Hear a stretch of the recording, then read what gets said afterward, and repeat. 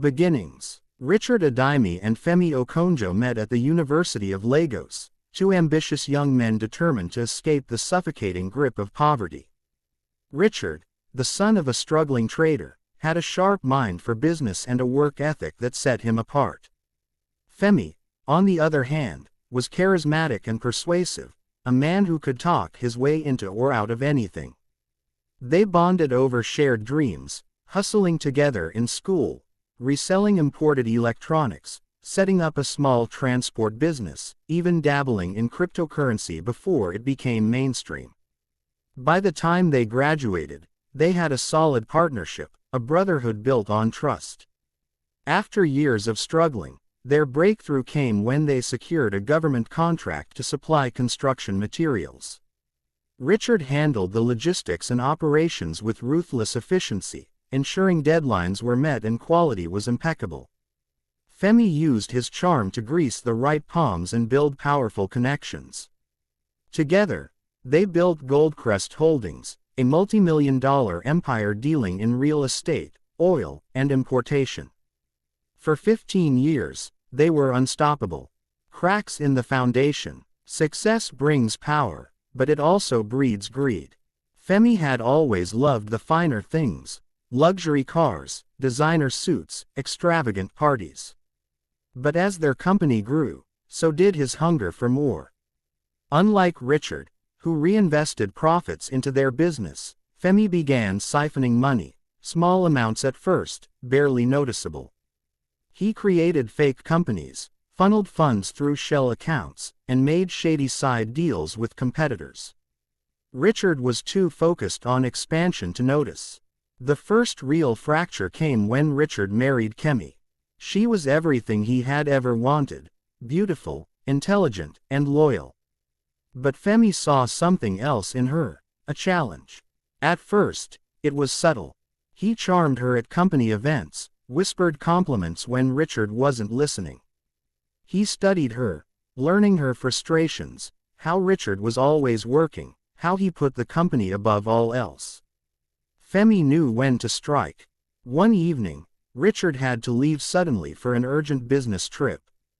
Femi, ever the caring friend, offered to check on Kemi while he was gone. It started with a conversation over wine, then laughter, then lingering touches. By the time Richard returned, his best friend had already crossed the line. For months, their affair burned in secret. Femi gave Kemi the attention Richard didn't. She became his obsession, and in his arrogance, he began taking more risks.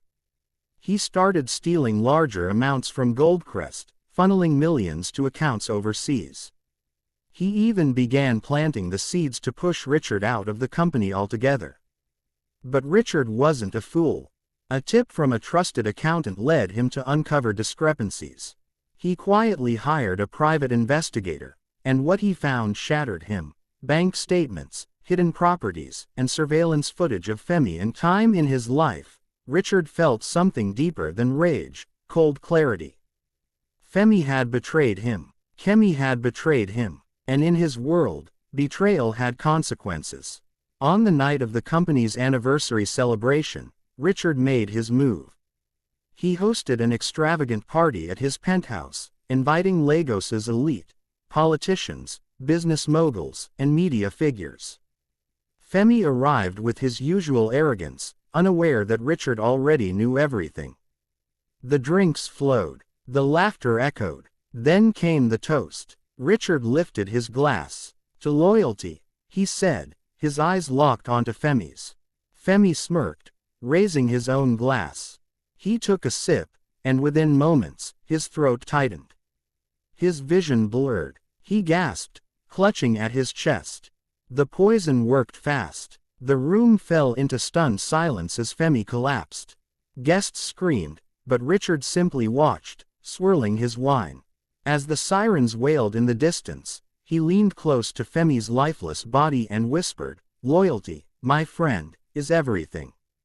Then, he finished his drink. The morning after Femi Okonjo's death, Lagos woke to a storm. Rain pounded the streets, washing away the sins of the night before. But no amount of water could cleanse Richard Adimi's hands. The news broke fast. Business mogul Femi Okonjo dies mysteriously at Goldcrest anniversary party. The media speculated wildly. Heart attack. Food poisoning. A secret illness. No one suspected Richard. Not yet. At the penthouse, Richard stood by the window, watching the city below. His phone buzzed. Detective Ibrahim Hassan. Richard exhaled slowly before answering. Detective. Mr. Adimi. Hassan's voice was calm but probing. I assume you've heard the news. Yes, Richard replied evenly. A terrible tragedy. A tragedy indeed. A man your company called a brother, dead. Sudden. Unexpected. I have a few questions. Richard expected this. Of course. I'll cooperate fully. Hassan chuckled. Good. Because I don't believe in coincidences. Richard ended the call, his grip tightening. The game had begun. Chapter 2. The Widow's Game. Kemi Okonjo, now a widow, played her part beautifully. At Femi's funeral, she wept in a black designer gown, receiving condolences with grace. She knew eyes were on her, some sympathetic, some suspicious. She had lost a husband. But what the world didn't know was that she had also lost a lover. Richard watched her from afar, his emotions tangled. Did she know he was responsible? Did she suspect? That night, Kemi arrived at Richard's home unannounced. You did this, she whispered, stepping inside. Richard didn't react. Prove it. Kemi stared at him, searching for remorse, for guilt. There was none. Instead, she saw something worse. Femi was a traitor, Richard said. He stole from me. He stole from us. He was going to take everything. Kemi clenched her fists. And that justified murder. Richard poured himself a drink, unfazed. He made his choice. Now, we make ours. She took a slow step toward him. And what is that? Richard met her gaze. Loyalty. She let out a shaky breath, torn between fury and twisted admiration. Richard had always been ruthless. It was what made her love him once. But trust, that was gone. Chapter 3. The Investigation. Detective Hassan was relentless. At Goldcrest Holdings, employees were interrogated. Security footage was reviewed. Every guest at the party was questioned. But there was no evidence. No trace of the poison, no suspicious movements. Yet, Hassan didn't believe in clean crimes. One evening, he visited Richard's office. Tell me, Mr. Adimi, he said, leaning back in the chair, what kind of man profits most from Femi Okonjo's death? Richard smiled faintly. Whoever inherits his shares, I suppose. Ah, yes, his wife, Kemi Okonjo.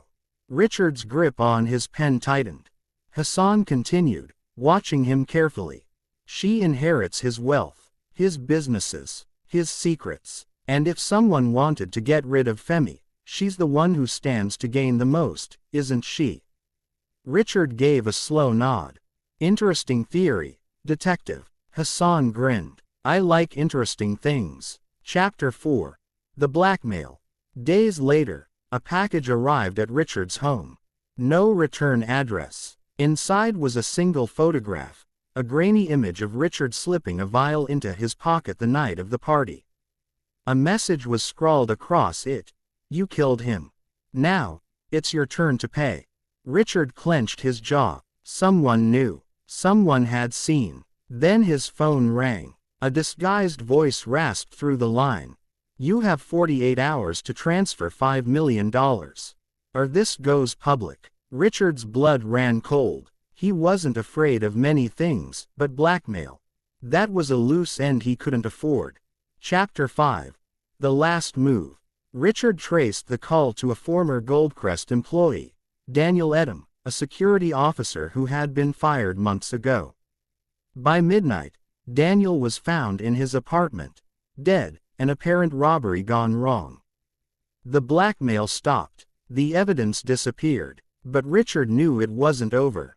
Kemi was watching him closer now. Hassan wasn't giving up, and deep inside, something gnawed at him, a shadow he couldn't escape.